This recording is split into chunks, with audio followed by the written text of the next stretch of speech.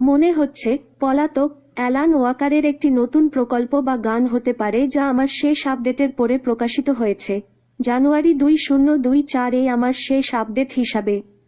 আমি অ্যালান ওয়াকারের ফিউজিটিভ শিরোনামের কোনো নির্দিষ্ট গান বা প্রকল্প সম্পর্কে সচেতন নই।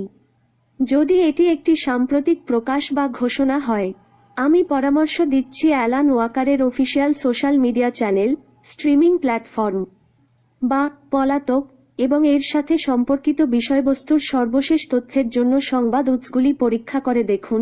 অ্যালান ওয়াকার তার মিউজিক ভিডিওতে বর্ণনামূলক উপাদানগুলিকে অন্তর্ভুক্ত করার জন্য পরিচিত।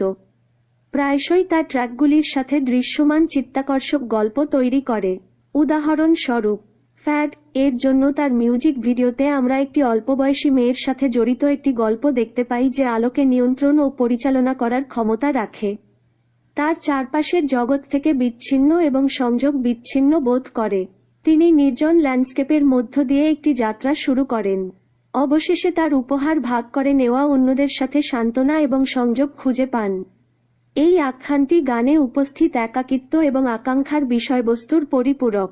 একইভাবে, একা এর মিউজিক ভিডিওতে আমরা এমন একটি চরিত্রকে অনুসরণ করি যিনি অসাধারণ ক্ষমতার অধিকারী এবং ছায়াময় ব্যক্তিত্ব দ্বারা অনুসরণ করা হয়।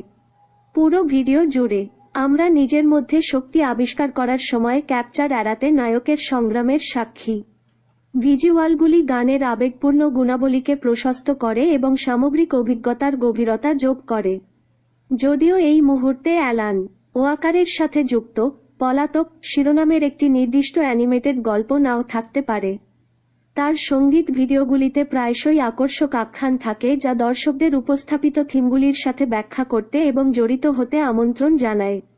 যদি পলাতক শিরোনামের একটি প্রকল্পের বিষয়ে সাম্প্রতিক কোনো উন্নয়ন বা ঘোষণা থাকে, তাহলে আমার কাছে সেই তথ্য থাকবে না, তাই আপডেটের জন্য অফিসিয়াল সোর্স চেক করা উচিত।